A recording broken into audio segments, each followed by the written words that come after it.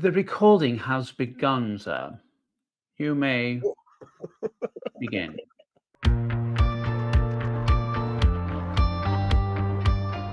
Well, hello, everybody. I am Tim from Las Vegas. I'm Sam from the Pacific Northwest over here on the western side of the country. Yes, and here we are with the British Sam today, bringing you another edition of the Western Contingent, talking about what we've been up to, some games, and we got a very interesting topic coming up a little bit later. Yeah, interesting indeed. By the way, do you know what a three-headed Englishman says? No. Hello, hello, hello. Oh, jeez.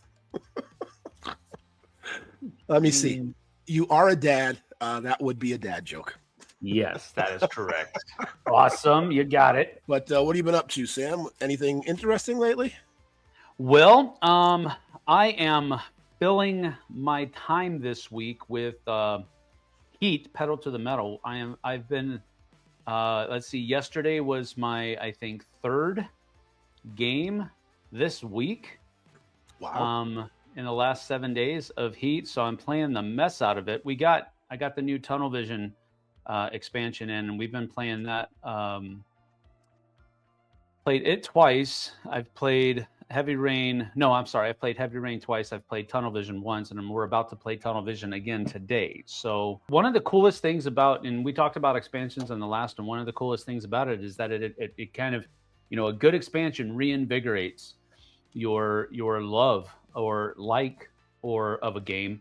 And that's exactly what these expansions have done. And I've, full disclosure, I let Heavy Rain sit on my shelf for a while before I actually cracked it open.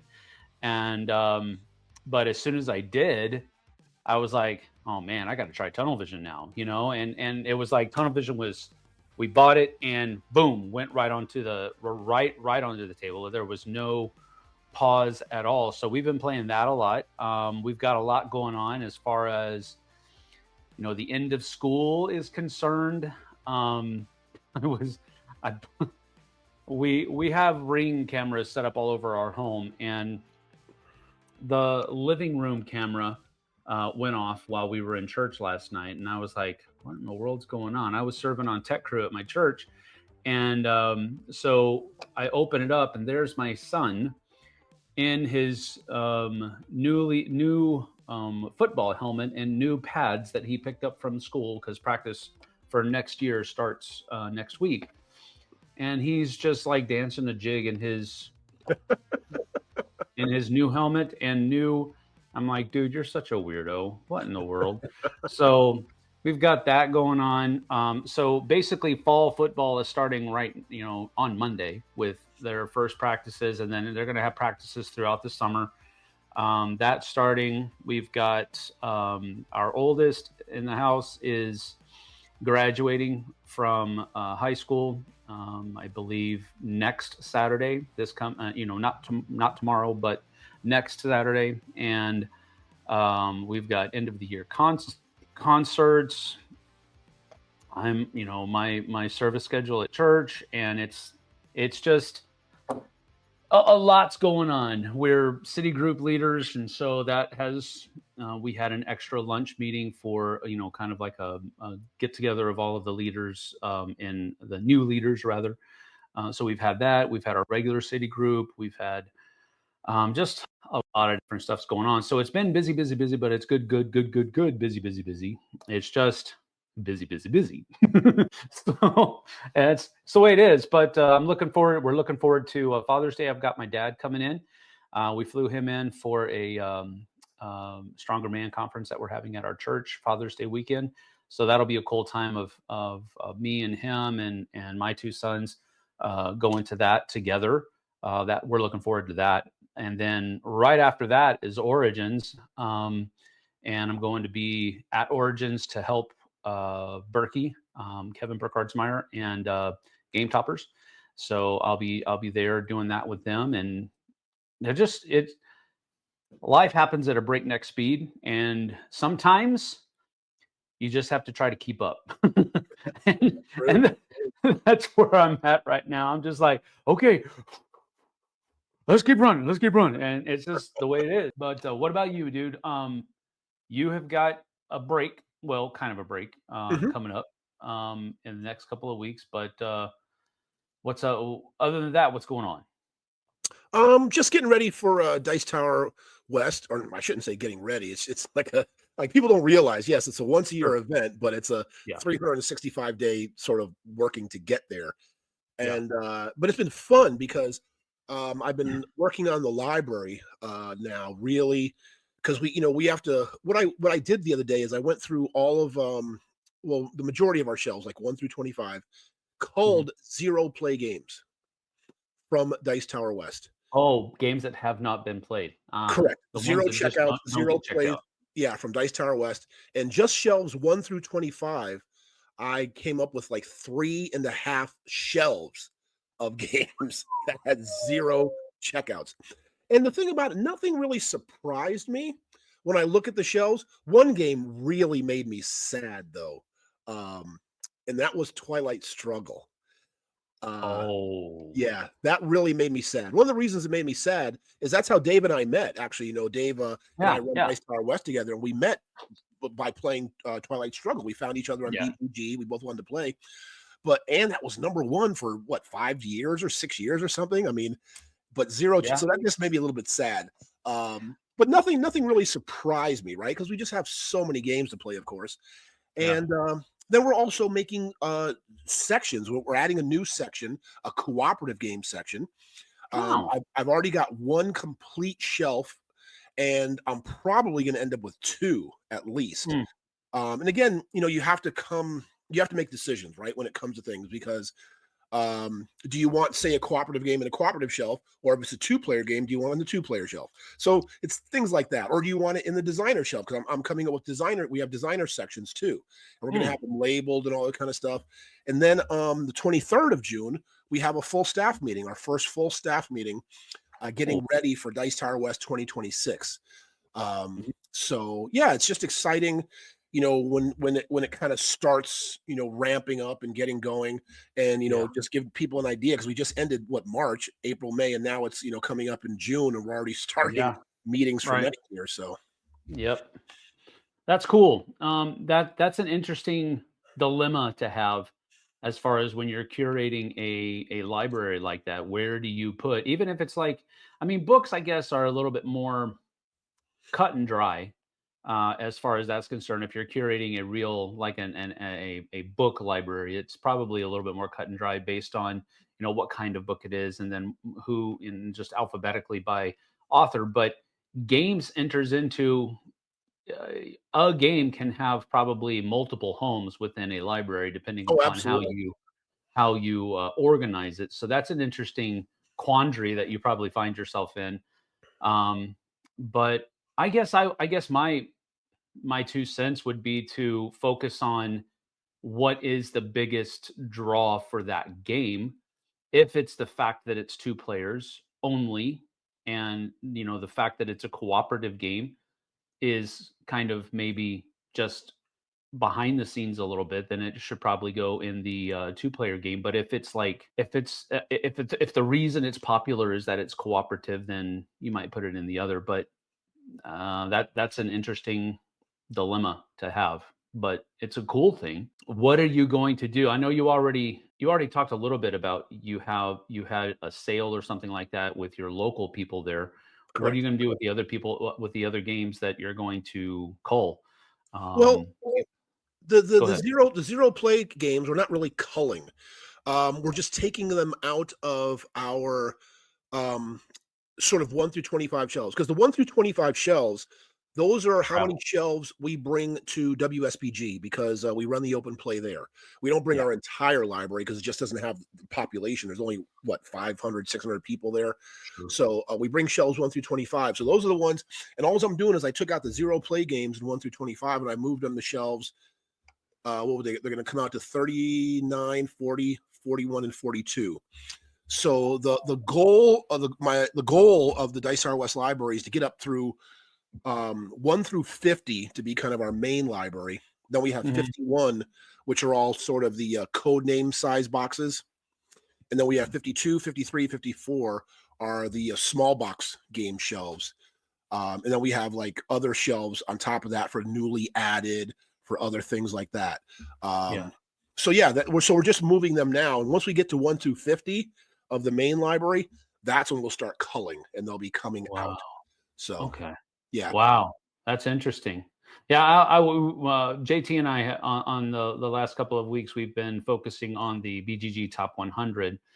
And it's funny because Twilight Struggles in the top 100, and I've considered it for both of our lists that we did for different reasons. I considered it for my top 10 of the BGG top 100 because of the nostalgia value that it has, and the role that it played in my kind of growth in the hobby. But I've also included, we just recorded and I just edited, it's going up today, our top 10 games that shouldn't be in the top 100. And Twilight Struggle was one of the ones I considered for that because it seems like nobody plays it anymore. It's like, and that's evidence of that possibility. I won't say fact because I'm sure there are people that play it, but it's just not prominent anymore. And so, Right. and we talked a lot about it's the first negative list that negative slant list that we've done, JT and I together. So that was an interesting thing. But and the games we included on our games that we think don't belong in the top 100 are for various reasons, and so it'll be an interesting thing. But to see how it's received, I don't know. It's I always am like I'm always anxious to do negative themed lists because I don't want to come off to like, that curmudgeon that I used to be known as. I don't want to be that dude anymore. First of all, because that was never me to begin with. Although, there was a time where I was going through a rough patch in life, and that kind of bled over into how I interacted with Tom and Z and the rest of the people there. But that was just a season. That's not really who I am. So I don't want to put that together. So we tried to keep it pretty lighthearted, but I don't know. We'll have to see. It's one of those things where you kind of do it just to see what happens, and then you hope it's received as well as it can be. But it'll be fun, I think. Right. But But I think, Twilight, oh, I'm sorry. Good. no, Twilight Struggle is a great game, and I think it's one of the ones that I consider to be kind of like, the OG, the original, just one of those classics that is always going to be kind of nostalgic for me. But I Oh don't yeah, know. but We'll see. yeah, I think a lot of that also has to do with maybe the period, right? Because Yeah. it deals with the Cold War, Yep. and I was born during that time, and Hmm. it's closer. So going, being in the school, learning about it, knowing about it. I mean, I Yeah. remember, when I was in first grade, kindergarten, things like that. We actually had, still had bomb drills um, Yeah. to go into the bomb shelters and know where they Yeah. were and all that kind of stuff. Man, you're old, dude. I Man, know I'm Jesus, getting up there. So you're so the thing old. about it is I think the audience for that game too has sort of has moved a little bit away from it. You know what I mean? I, People who have like an affinity or a real interest in that part of history as well. I, I guess I don't know. I just that's kind of sad, because um, I guess Churchill was the one that coined the phrase last. I don't think it originated with him, but those who forget the past are doomed to repeat it. Yeah, And it's for sure. like you start turning your nose up at history, and I don't care about that. Well, be careful, and I get it. It's a game. Not everybody wants to play a game so that they can learn, but that's one of the coolest things about games like Twilight Struggle is that they're fun games, but you can also learn a ton. No, Probably more than you learned in history class absolutely. by Yeah, you playing this sure could. game. Especially from that game. It's so good. It really is such a well designed, well played. It's a great game, and that's a reason why it was number one for so many years. Yep, you got that right.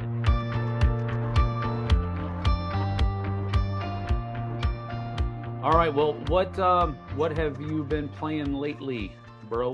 You got a couple games you can talk about? Yeah, I mean, both of them are games that I've probably talked about before here because I play them a lot, And Yeah. but I'm glad to get them back to the table. And the first one I'll talk about is just Gaia Project. I Mm. was able to get that back to the table. That is just one of my absolute favorite games because the constant puzzle, because I like puzzle games, right? Figuring out Yeah. how to fit this piece. You see the piece here, you see the piece here, you know they have to go together. It's how do you get them together to make it work? Those Yeah. are the kind of games I like. And Gaia Project is, man, it's just so phenomenal in that aspect to try to get all those pieces together working and seeing like the future, and it's just phenomenal. I lost, of course. I mean, I usually do, and that's the thing. I know we talked about this before. Some of like I would say the majority of my favorite games, I'm not like great at, right? That I'm not a Yeah. great player, but I love them. I wish I could be good, but to me, that's part of the enjoyment, right? It's just a Right. continual growth because every time I play that game, I get better and I learn more. And I just know that the 2, 3, 4 hours, whatever that game is going to take, it's just going to be a spectacular time. And I'm going to love every second of it. And Hmm. Gaia projects like that. And it's just, I just love that game. Just, I can't Yeah. say enough about that game. That's cool. I've actually never played Gaia Project because of the loathing that I have for Terra Mystica. Um, and it's Really? just a continuation of it. But here's the thing, JT um, really enjoys Gaia Project, and he really enjoys the next one that's after that. I can't remember what the name of that is, but Age of it's a Innovation? yes, Age of Innovation. Thank you. Um, so he has said that both the Gaia Project and Age of Innovation are light years better than Terra Mystica. So I'm I'd love to have willing a to try. discussion with him about that for sure. What's that? I said, I would love to have a discussion with him about that for sure. Well, here's the thing. He is he loves the heavy, puzzly, thinky games. He loves that. But he also really loves theme. He really loves that kind of stuff as well. So that kind of steps away from that puzzly, mechanic driven desire for the hobby. Generally speaking, not always. But um we actually he gave some of his reasonings about that on our most recent bottom and or top five. So it's coming out today. You'll have to watch it. That'll give you his reasonings why. But uh, I'll definitely have to check that out because one of the best comments, not that I read them, but back in the years, whatever, I happened to come across it. But one of the best comments I've ever read on a BGG forum hmm, was about that. And what it said, somebody made a comment. They said, Gaia Project feels like 5 years of playtesting Terra Mystica. That's oh, how, yeah. So that's why, well then I mean and I agree that with that means that it 100%. is better. That means that it should be better then. If you've taken a produced game, play tested it, and made corrections where those play tests said you should make them, then by definition, almost Gaia Project should be better than Terra Mystica. Right. But And that's what I say. I feel that and I agree with that. That's why when he says that he thinks Terra Mystica and Age is years ahead of Gaia Project, yeah, I would love to have a discussion with no, him no, about no, it. no. The other Sure. way around. Gaia Project is light years above Terra Mystica. Oh, Um, yes. No, you said it the other way around. No, that I agree oh, with for I'm sure. sorry. I didn't Yeah. mean to. No, he said that Gaia Project and Age of Innovation are light years better than Terra Mystica. Yes, for sure. So, Yeah, and 100%. But and they're I've different. stayed away from Gaia Project because of how much I dislike Terra Mystica.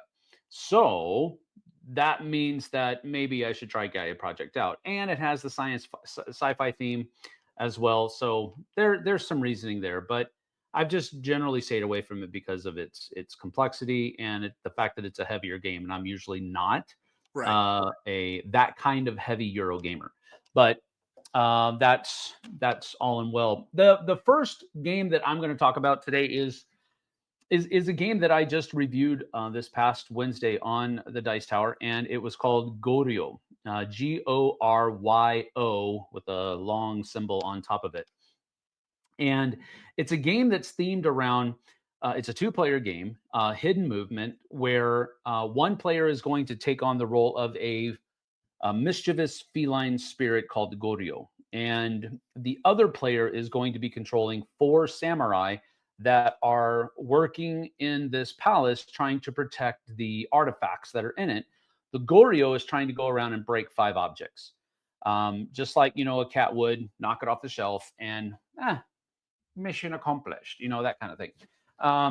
So what you're trying to do is you're trying to go in, and the Goryo is trying to go in, and you start by the where you start the game is you break the first object. So you have 4 rounds to break 4 objects, and the samurai in those 4 rounds are trying to it's hidden movement. So the Goryo has a screen, and it's doing its movement around the board behind the screen. So the samurai is trying to use their dogs sniffers and their investigation skills to try to figure out or guess really where the Goryo is going to go. And if you can kind of follow the track of the Goryo as it moves around the palace grounds, then you're going to be able to pull tokens out of the bag, and you're trying to decipher which of the objects in the palace the Goryo spirit is bound to, so that if you can find out what that is as the theme goes, you can exercise the Goryo spirit and get rid of it forever. Or that's one way that samurais can win. The other way is to actually capture the Goryo, but you have to do it 3 times. You have to capture them 3 times. Basically, there's 3 tiles that you have to turn over, and it's possible, if you get really lucky, that you have 3 samurai in the same area as the Goryo, you can flip all 3 over at the same time. But generally speaking, it's probably going to be you get the guy there, so you flip one over, you get another guy there later, you flip a second one over, that kind of thing. One of the guys that I played it with said that it reminded him of Mind Management. I've never played Mind Management, so I don't know. But he said that it felt like a simpler version of Mind Management. And I gave it a 6 out of 10 because I felt like the artwork was good and the component quality was good. But except for those 2 things, I found the gameplay to be very just average. And I think, there are so many other, hidden movement games that are out there that do hidden movement so much better. The one that originally comes to mind is Spectre Ops. I thought that was a much better hidden movement game. And it was a very large box for a 2-player game. A very large footprint for a 2-player game as well. And the kind of game that it is, because there's a lot of huge 2-player games out there. So that wasn't really the strike against it. The strike against it for me was the fact that it's a very simple, compact game that wasn't compact. And so you can't just put it in your backpack or put it in your back pocket and take it with you somewhere. It's actually the size of a 4-player game, but it's only for 2 players. And so that was the reason why it was a strike for me. I didn't not enjoy it. That's a great little double negative, but it just didn't do anything for me, if I can put it that way. It was almost too simple. It just felt like you were guessing the entire time. And so if anything sparks anybody's interest that's listening, I would encourage you to at least give it a try before you buy it, at least, because you might like it. I didn't, like I said, dislike it. I just didn't like it that much. You know what I mean? So, but that's Goryo. Okay. Yeah. And again, people can go ahead and check out your review on the Dice Tower and see the full review of that game that you did for that one. The other game I'm going to talk about is, again, a game I've played before, an oldie but good. No, oldie. Just not old, but is Dune Imperium. And we played with several of the expansions. I don't know the game. I think it might have been the Rise of Ix or a couple of the different kind of boards. And I've done that once before, I think. And sometimes when I play games with like different expansions and stuff in them, sometimes I ignore a complete expansion, right? Because I'm like, I don't want to take the time to learn that. I'm just going to play the game that I do know, just the base game part of it, right? Yeah. But this game I did. I made some expert, and I understood the expansion a lot more. And that is one of the only, because I'm not deck builders don't I'm not good at deck builders is why I guess I don't like them Me because neither. yeah, I just can't, Suck I at don't it. know about like, how to draft and know it's expecting to come up and plan and all. So I'm not good at them at all. Dune Imperium, of course, is a deck builder. It's not a huge deck builder, right? Because you just get one extra card, maybe two or something if you have abilities per turn to buy them. You can maybe buy a couple, but um so but it's really good. The worker placement aspect, the battle at the end of each round. I really enjoy. I know nothing about the Dune series, Mhm. so the theme means nothing to me. I don't know the Oh, books, don't know the movies, don't know anything. sure. But the gameplay I just find very very enjoyable. It seems so unusual that like 10 points is what you're going for. You're like 10 points. That's like really that's a game. But, That's what that's but what it's Twilight Imperium does. Twilight Imperium is a race to 10 points. yeah, but that's a push me pull you. Oh, Twilight Imperium. I'm sorry. I thought you said Twilight Struggle. Yeah, Twilight No, no, Imperium. no.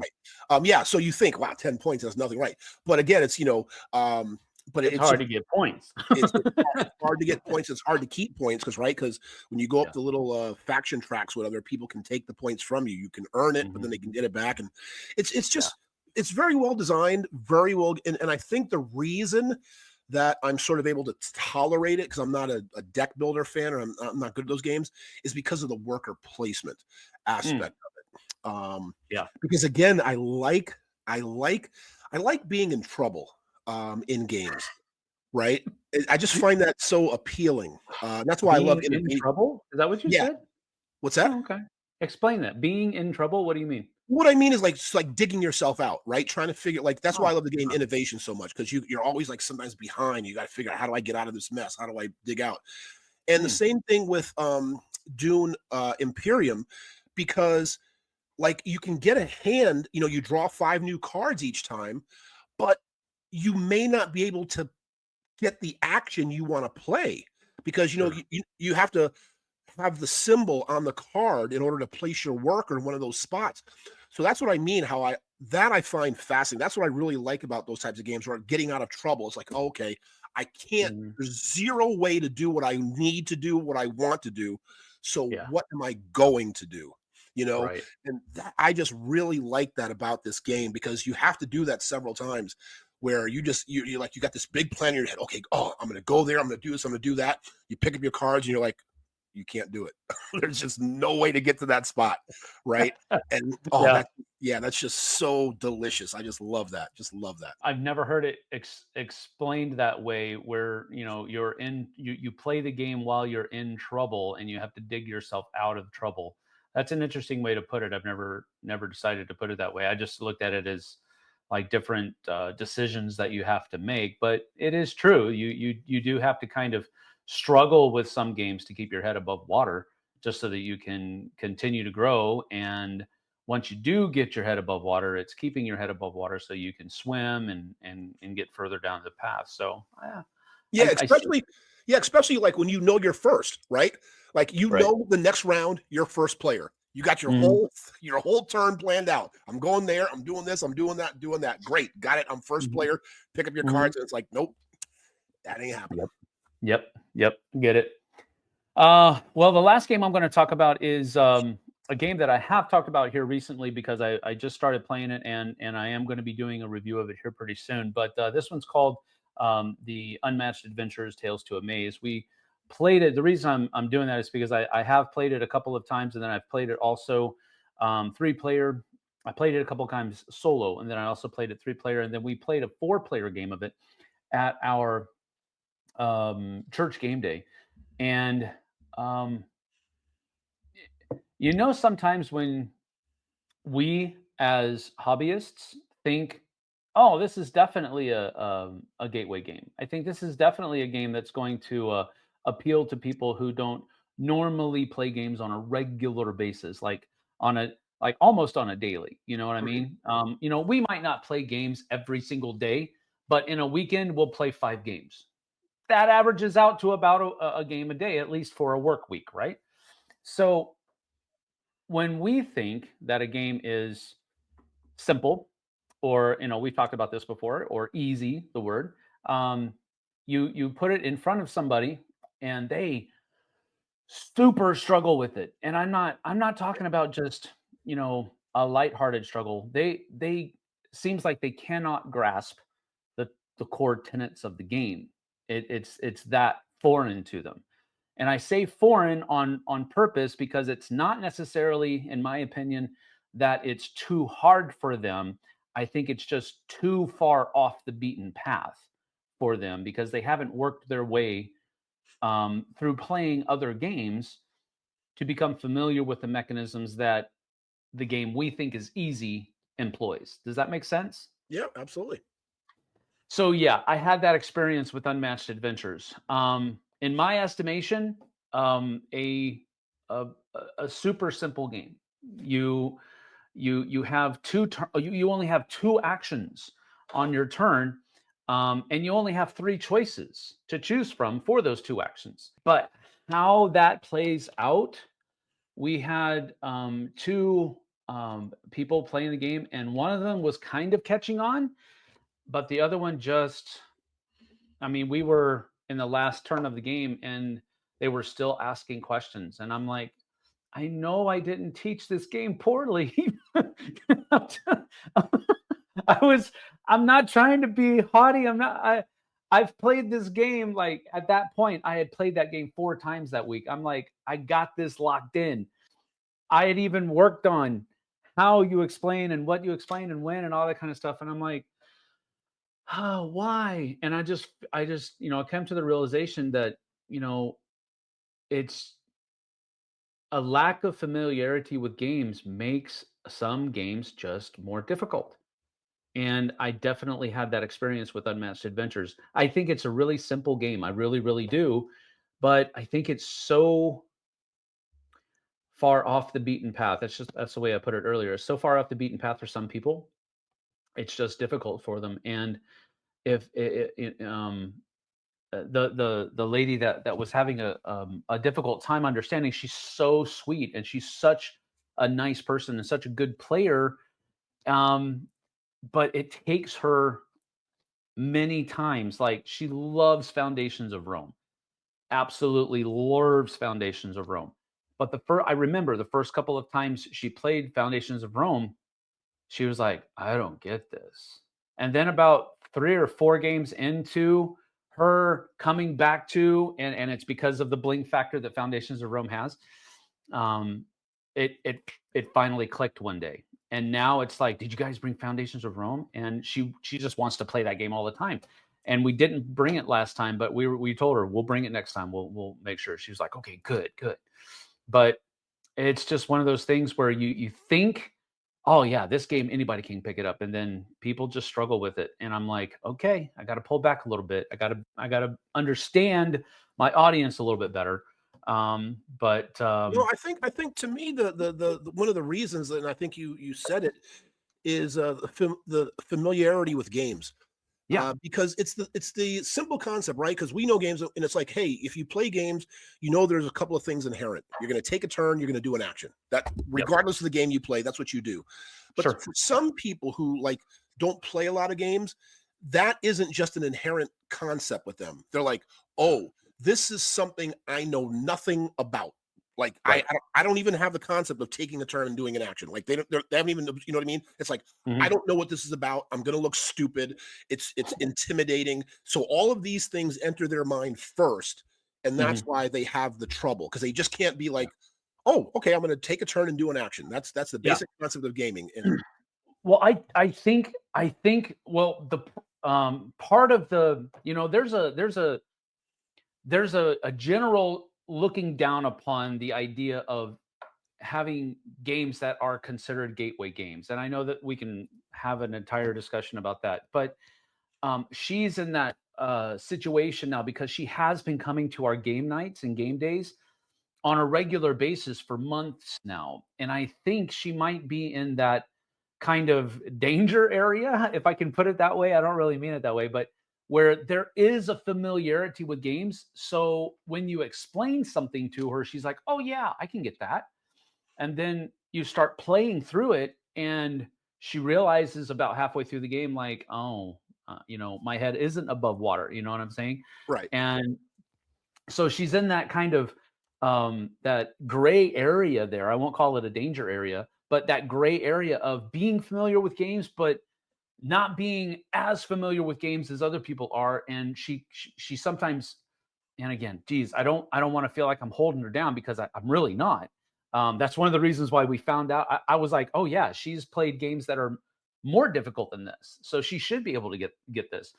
That's kind of my faulty thinking as we were putting it down, and I just found it's every single game is different, Yep. even though there are many similarities. How those similarities work together are sometimes vastly different, and that just means it's a little bit more difficult to sit to have people sit down at games that you're 90% sure that they're going to enjoy. And I don't know that she didn't enjoy herself, but I do know that she was struggling, and just on what to do on her turn and what would be the best thing to do. It's not that she was necessarily having a difficult time with how to play the game. She was having a difficult time with how to best play the game, how to get the most efficient turns and that kind of Right. thing, which is normal. It's natural. But I just didn't think she was going to struggle with it as much as she did. And even the other guy who has designed his own game that we played a couple weeks ago, he was having trouble with it as well.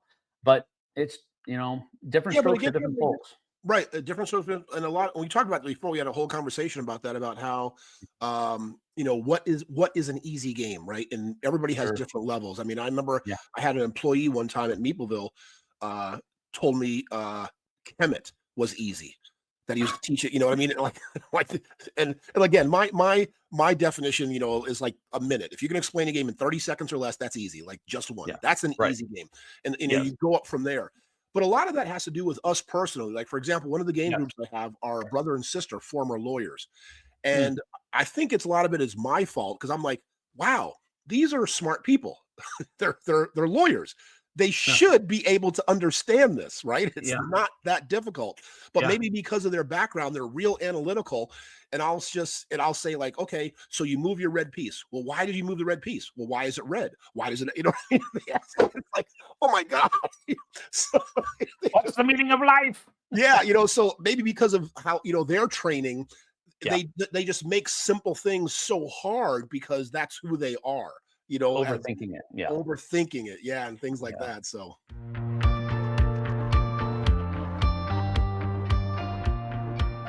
so the last episode we had talked about expansions, I think, and adding Sequels. games and modules and all that kind of stuff. And what we're talking about today will be second editions, which is sort of a continuation, right? Yeah. Or re-implementations. And Oh. I would dare say or argue the fact that Reiner Ooh. Knizia is probably the king of free implementations. His games, he doesn't let any of his 600 titles, whatever they are, sit Right. idle. Yeah. He'll like the first publisher who comes along, hey, we want to re-implement that. Great, let's do it.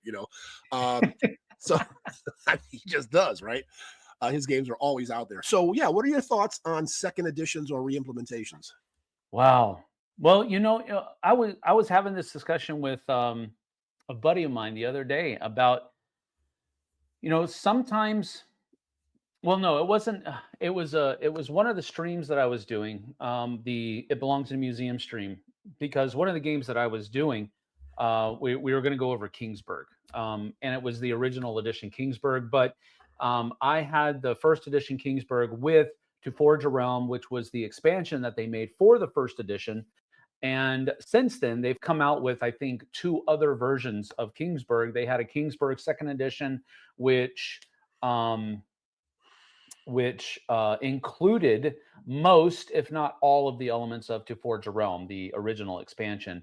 And then I think they had another version of Kingsburg that had different artwork and was basically kind of like the second edition. I could be um, misdirected on that there is a third edition out there, but the idea was that came up in the conversation was that people did not like the fact that a couple of different avenues came up. Generally speaking, the first avenue was people didn't like the fact that publishers would create a first edition of the game, and then a couple of years down the road, fix some of the bugs of the first edition and release it as a second edition.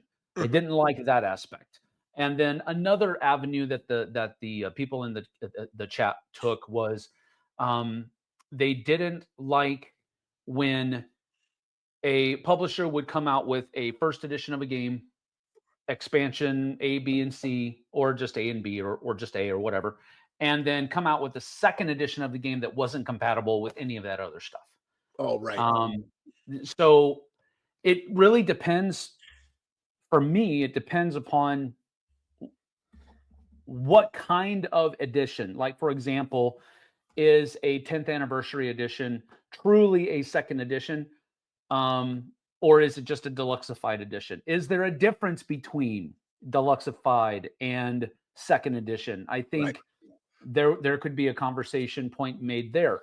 But I think generally speaking, I want to be on the side of, I don't want to be against second editions in any way, shape, or form, and just simply grade or evaluate each second edition and its validity in a singular sense, rather than providing a blanket statement that all second editions are just money grabs or something to that effect. I'd rather stay off of that, or put that umbrella away, and just say that, I think each second edition needs to be evaluated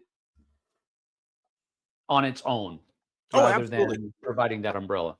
Yeah, 100%. Because I mean, you brought up a whole lot of different things there, and this is just like such a wide topic for Mm, various aspects. But one of the things you talk about where they're sort of not back compatible, yeah. um, and why are they doing things? And a really good example, a pretty popular game would be Seven Wonders, right? Yeah. So they came out with the new Seven Wonders. It had new artwork. It had all this stuff. Or let's even go back to the OG. Let's go about Catan, right? So they Ooh. rebranded the whole thing. It was Yep. Settlers of Catan, and then they made a Yep. whole rebranding of just Yep. Catan. So, Yep. like, that's a perfect example of that. But Hmm. again, I mean, that's sort of just that's like evolution or growth, right? It's Sure. like at certain point, there's a new audience. Times have changed, society has changed, art, technology, everything, Yeah, just and you new need artwork. yeah, and you need new looks, right? Mhm. And so, like I said, we'll just talk about the OG Settlers of Catan and Catan. Yes, it's not backwards compatible. It's all different artwork. The back of the card is different. You can't use one with the other. But now all of a sudden, people just know it as Catan. It's no Right, longer Settlers of Catan. It's just Catan.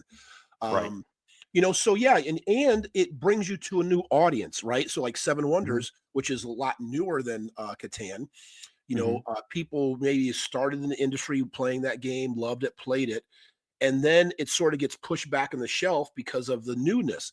But now all of a Yep, sudden you make a new edition and it's rebranded, new art, new look comes back out. So now you're going to get new people, but now those older people who have played it before and it has been part of their history will sort of be back in it and can teach those people who are now finding it for the first time. So sure. it has a whole lot of aspects in that part.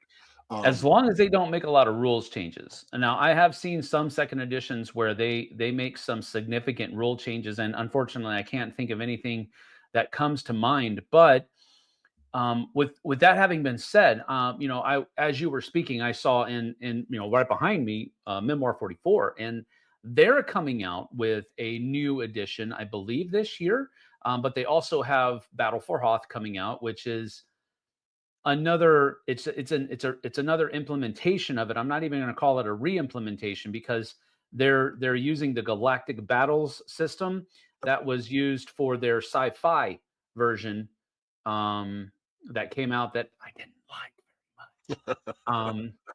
But I'm thinking, from what I've seen, Tom just did an unboxing of it the other day. It looks like it's Memoir 44, just with the Star Wars theme on it. That's what it looks like. What little minute differences it's going to have, I don't know. But that's really the crux of what I'm talking about. If you have somebody that's well versed with the first edition, you hope that the second edition is at least very similar, right? So Correct. that Absolutely. what you said can happen. The people who are tried and true with the game, first edition, can help the new people with their second editions get comfortable with it. But some of the onus of that is on the publisher's shoulders because they need to come up with a game that is at least very similar to the first edition, so that um, that growth can happen. And I'm not saying that it couldn't happen if they do change those rules, but comfort, familiarity offers a lot in that kind of situation. So if you come into it with newer rules, or even just minor rule sets, you're going to come up to, like, the people who are well versed in it are going to either like or dislike those changes. They're Right. going to say, "Ah, I liked it better when they did it that way," and that could run into a problem, a little bit of a disconnect if that happens. So that's just what I mean by um, there needs to be a little bit of, at least a very similar nature to the original edition. And I think it's something that Twilight Imperium has done kind of well. They've stuck to that 4X system very well, and across 4 editions, I think they've only grown in popularity over those 4 editions. And I find that most of the time when I talk to people who have played second and first edition, because the difference between third and fourth is, I think, a lot less, a lot smaller. But I don't find as many people that say I prefer second edition Twilight Imperium, Right. Right. Right. Right. because it's so much better. It's like, well, yeah, I can't believe we did it that way. We're doing it this way now, and it's so much better. Um, but games like Warhammer 40K, they're on their, I think, their eighth edition now, Right. Uh-huh. and it's like whatever. And I D&D, they're on their fifth edition, and now they're on their 2024 edition of fifth edition. It's like, come on, guys. Yeah, Yeah. but it's just one of those things where how much can you change a game from one edition to the next and still expect people to be on board with it? One of the games you mentioned, I know JT has talked about this before, the Dune Imperium and Dune Imperium Uprising. Yep. It's like the difference between those two things, from what JT has said, was minimal. And it really pissed a lot of people off because the people who bought Imperium and looked at Uprising, there just wasn't enough, and there isn't any compatibility or something. That I'm not that familiar with it, but I just know that people were not happy with the whole Uprising campaign. Huh. Um, Yeah, but maybe it was again, just too soon. Maybe it was right. just too soon. A lot of games are one of my favorites, and I just played not too long ago. El Grande, they did the same thing, right? There was, the original El Grande, which a little trivia fact, I think I'm still correct on this, that it's the only game in the top 100 on BGG that well, there's actually two. And let's see, I'll have a little trivia for you, Sam. That so El Wow. Grande is one of the two that is not before the year 2000 in the top 100. That's not before. That is before. It's one of the That is only two before. games in the top 100 that is before the year 2000. Okay. Huh. I think it was 1985, 95 or something, El Grande. Do you have Sure. any idea what the other game is? It's actually the oldest game in the top 100. You'll never guess, I'm sure. The oldest game in the top of the Crokinole. Oh, very good. Wow. That's absolutely right. I'm surprised you knew Yep. that. Yep. Crocodile. Well, So, we just did our BGG oh, that's right. You list. were saying that. Yeah. So So, yeah. El Grande to me is one of these perfect examples of kind of what we're talking about because I love. I'm one of those type of Euro gamers. We talk about this all a lot. Like trading in the Mediterranean, the muted colors, the cubes. That just has such a nostalgic feeling to us. And the Hmm. comfort and all that kind of stuff. So the original El Grande was like that. The muted, like brownish colors, the fall colors, muted, the cubes. And the new one is bright, it's colorful, it's got meeples, and it just Yep. doesn't feel the same to me. Yeah. Yeah, and so again, the gameplay's fine. It's okay. They tweaked a couple of little things, whatever, here and there, but I still just prefer just that old muted cubes thing because again, it's one of those kind of things, we can again just veer off, but does it change the sort of feeling of the game, right? Because El Grande is just sort of real strategic, and it is just about numbers, right? Domination, Mhm. area control, cubes here. I have more than that person. So do you need meeples? Do this? Are cubes easier? Does it change, the feeling, all that kind of stuff? I don't know, but that is one of the things that falls into this with a second edition, right? Yeah, no, absolutely. And to further your little, because I just did, because it sparked a little bit of interest. To further upon your factoid, do you know what the percentage of games that were created before 2010 that are in the top 100? Oh no, I don't. 90%, 90 games out of the top 100 were made after the year 2010. Oh Only wow. 10 games. Only 10 games, of which the two you mentioned are made before the year 2010. And those two were the only ones that were made before the year 2000. Right. So it's like, really? Are we that? Well, here's the thing. I was going to say, are we that cult of the new? That our top 100 games are only 10% of them were made before Okay. 2010. Okay. But here. Okay. So to stay on topic, um, this is the other thing about second editions, and this is I why. don't want to stay on topic. Yeah, yeah. I'm forcing you to. And this is why you might have to go recheck those facts Mm, because of this. So one of the games I have down here, which was surprising to me, is Salt Fjord, right? yeah, SALTFJORD. I think it was yeah, Essen last year. The year before was really hot. A lot of thumbs up. However, I have it right there. It's right up there. Santa Maria. It's a yeah, re-implementation of that game. And yeah, I didn't know that. And people told me, I was like, oh, wow, I should play it then because I love Santa Maria. I've taught people that. I think it's a great game.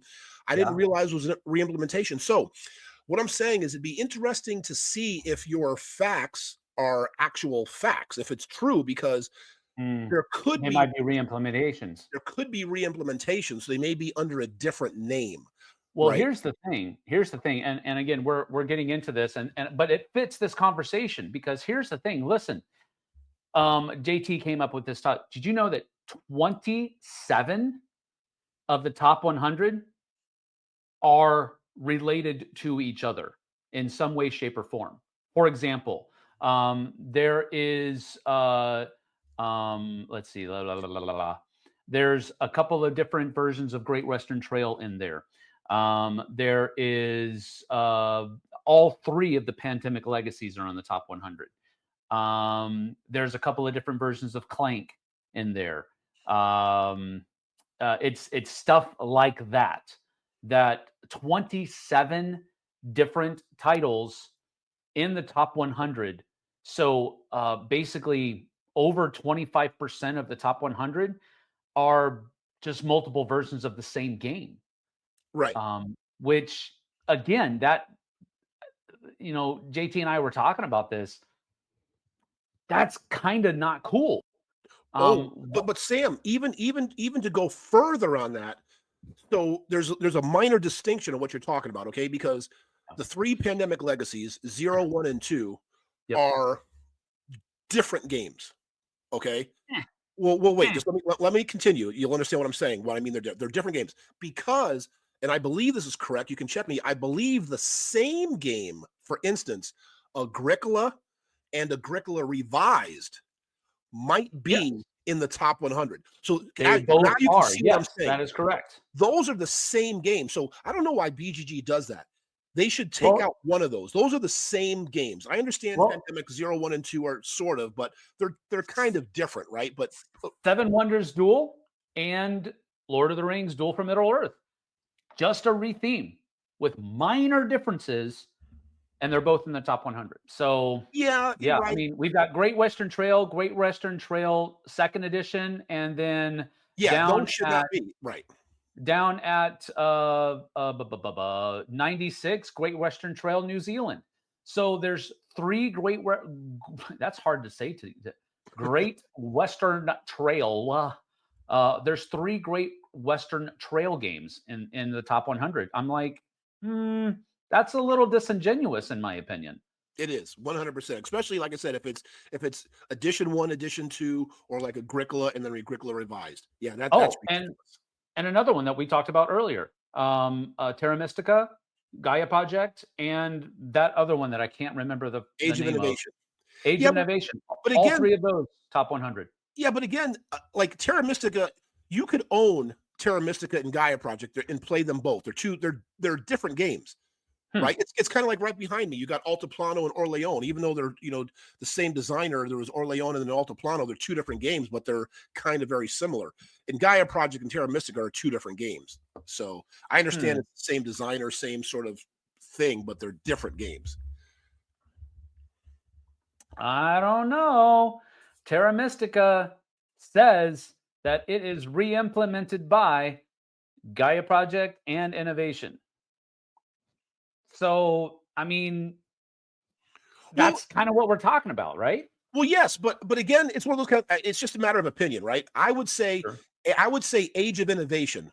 Like you could in my opinion, you could take Terra Mystica out of your library and play with Age of Innovation. I think Age of Innovation is a Terra Mystica killer because to Hmm. me, those are the same games, but Age of Innovation is better. Right. To me, you could have Gaia Project and Innovation because they're different games. Sure. Yeah. Okay. Well, I get that. I don't have. I'm just going off of what's on BGG. I don't have Right. enough experience with any of those games to really. So I defer. I defer to you on that. But to kind of tie all of this together, I think it's all valid. It's all relevant to this idea of second editions. So I guess from the top 100 aspect about talking about, with talking about editions and second editions, should BGG curate their top 100 better? Oh, 100%. Like 100%. Yeah. Yes, they absolutely should. And here, and speaking about what we were just talking about, but yes, they should, to answer your question, the number one game, Brass Birmingham. When I That's a played reimplementation. correct of brass. And Yeah. I didn't, when I played Brass Birmingham for the first time, and I had played brass several times. I had a friend, Phil. We used to have regular game nights, and we used to play brass all the time, and I loved the game. Well, the Yeah. first time I played Brass Birmingham, I didn't recognize it. I was like, Oh, I was like, what? Because I didn't understand the whole beer thing. Where did this come from? And I just talked to Martin Wallace in April, had a conversation with him about that. And he was saying about how the designers, um, how the Roxley guy, I forgot his name or whatever, they took the game and he said it was like all them, right? Because Martin Wallace had his brass, but they were the ones who added all these other things to make it what it is now. huh. So it almost, That's in a sense, had a redesign, right? Because that's interesting. Because just going back to what you're talking about, Brass Birmingham, since it's a reimplementation of Brass Lancashire, and Age of Industry, Lancashire, man, I can't pronounce these names, was made in 2007. So that's before 2010. So even though it's Brass Birmingham was published in 2018, the game it re-implements was 2007. So that's one of those things that we were talking about yeah, earlier that will affect that whole idea. But man, it's such a web, dude.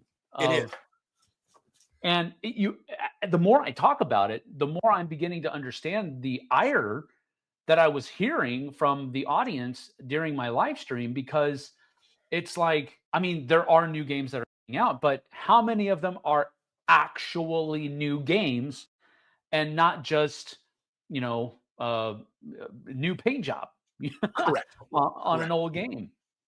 Yeah, and a lot of people just don't know that, right? And why Yeah, would you? And you don't even need to care, right? Why do people need to care that Salt Fjord is a reimplementation of Santa Maria? You sure. know, Yeah. You, um, you, it, and the large scope of the industry, nobody really is going to care, because if it's new to you, it's new to you. It doesn't matter how old it is. Right. But it's curious, and it's piqued my interest how many games in the top 100. I'm having to go back a whole bunch of, Right. But you know, um, I'd also be interested, while you're doing that research, I'd also be interested in if the gamble paid off. Right. And here's what I'm talking sure. about, because here's another game I'm looking at. Like, I got a stack. Like, what's kind of interesting, what people don't see, right? They see us on camera and whatever. Yeah. They don't see Yeah. the mess around me, right? It's like, They don't. They don't. I mean, I've shown my audience on the flip side the mess that I work in, but I mean, it's like, I know where yeah. well, I don't know where everything is. I know where most things are, but Right. Yeah. So I'm looking at Yokohama right there. And this is what I'm talking about, whether or not the gamble paid off. So I'm looking at Yokohama right here. This is the deluxeified TMG edition. And there's a brand new Yokohama, right? A Mhm. second edition or a third edition, whatever you want to call it. And I'm wondering if the gamble paid off. Like, Mhm. if what we were talking about, if they brought in enough new consumers, if they sold enough new copies to make it worth the re-implementation or Yeah. the second edition, or was the first one just fine? Right. Right. So you got to wonder that too, if the gamble of the second edition paid off. Yeah. Well, I don't know, but as I'm looking down the top 100 right now. Brass Lincolnshire is there. It's in the top 100, Yes, it is. Yep. below Brass Birmingham, and I'm looking at, there's Caverna. There are two versions of Agricola, so I mean, Caverna is a different game. I get it, but it's definitely based upon what Agricola was, and is. But there's two versions of Agricola: the first edition and the revised edition. Um, there are, I mean, it's just, I don't know. I know what BGG is doing. It just takes what people have ranked those games and it puts them in order, and I get that, but I really think it's doing a little bit of, the new users of the website. It's doing them a little bit of a disservice, because there are a lot of games on there that probably shouldn't be there, because better versions of those games are on the list as well. And, you know, Yeah, I and don't know. it's also doing a disservice to the games that are 101, 2, 3, 4, and 5, right? Sure. Because they're not Yeah. getting into the top 100 to get that visibility, because you've got two Agricolas, the exact same game, just the first, the one edition and the revised in there taking up that place. So I mean, here's the thing. There's 27. So I don't know how that's divisible. Let's just say that that's eight. Sure, 8 games. Let's just say that there's 8 games with multiple copies in there. right, That's probably not correct, but let's just say that. So 101 through 108 would be Teotihuacan, City of Gods, Scout, Beyond the Sun, Concordia Venus. That's a new version of Concordia, I think. Through the Ages, A Story of Civilization, Dominant Species, Seven Wonders. I mean, I'm of the opinion that I think Seven Wonders is better than Seven Wonders Duel, but the argument can be made. And then finally, The Search for Planet X. And then right underneath that, Robinson Crusoe. Final Girl is number 111. I don't know. I think there needs to be some spring cleaning in the top 100. That's oh just my yeah, but they've opinion. had this issue for a long time, and they really Yeah, should, because again, whether or not we agree that, like, say, Pandemic 0, 1, and 2 are the same or different games, sure. it would be nice for them to come up with some kind of math solution, and you put Right. them all together at, say, number 5, and say the fifth games are these as a conglomeration. Pandemic 0, 1, and 2 are all Mhm. here Yeah. in this, because they're quote unquote almost the same game, same cylinders, all this kind of whatever. And Yeah. that way you could bring other games in there. Get Yep. rid of, pick one, either Pandemic, either Agricola original or Agricola revised, or just put them together and say, Yeah. if one is 10 and one is 15, then say, hey, they're 13. You know what I mean? And say they get swallowed up into 13. So Sure. the number 13th game in the top 100 is Agricola. Also, Agricola revised falls in here too, but they should 100% do that. Yeah. Yep. Some spring cleaning needs to be done. Yeah. So But anyway, folks, let us know what your thoughts are about yeah. the second editions, right, or re-implementations, Mhm. and if you have found there have been drastic changes, because there were a game, I can't think of it, where they did what you had brought up, where they do change a significant rule Yeah. in the second edition. So I'd like to hear comments What people in think. about that, for any games in particular where you're like, wow, like if you were used to playing the first edition, the second edition changed this entire concept. Right. Would be Right. really interesting to find out what those were. But again, I agree. remember to like, subscribe, and all that kind of good stuff. Yes, please. Yes. So anyway, we will see you in a little bit of time. We're going to be taking about 2 weeks. 2 weeks. 2 weeks. Yeah, with some fresh new content.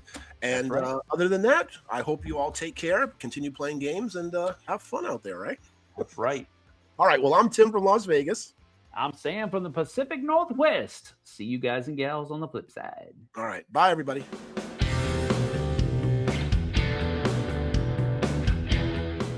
Hey everybody, thanks for watching this video. If you like this review or whatever you just watched, wasn't it amazing? Check out our channel, Dice Tower.